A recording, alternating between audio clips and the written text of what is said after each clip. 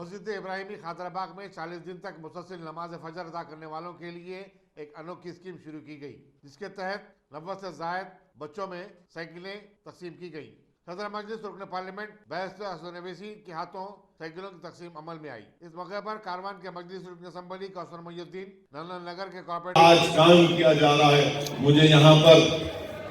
بابا فرید گنج شکر رحمت اللہ علیہ کی یاد آ رہی ہے کہ بابا فرید گنج شکر رحمت اللہ علیہ، آپ کی ماں آپ کو نماز کی پابندی دلانے کے لیے، عادت دلانے کے لیے ہمیشہ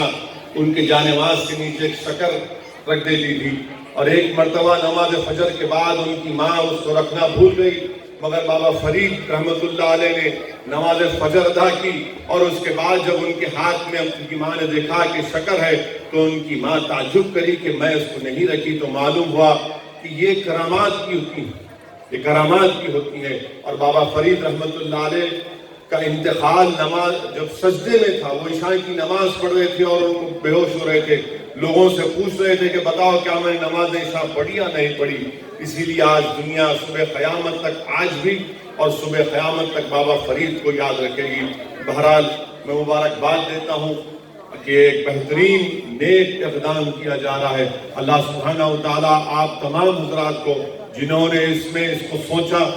اس کو عمل کروایا، اور ان ماں باپ کو اللہ سبحانہ وتعالیٰ اور اپنے اجر عظیم نوازے جنہوں نے اپنے بچوں کو نماز کی پابندی کرائی، فجر کی نماز کی پابندی کروائی، اور یہ ایک اچھی ایک بہترین اسکیم کا آغاز کیا کہ ان بچوں کو جو نماز فجر پابندی سے ادا کی ہے، ان نوبت بچوں کو سائیکل دی جائے گی، اسکول کے بیگ دیے جائیں گے، اور میں امید کرتا ہوں کہ ہماری وہ بچیاں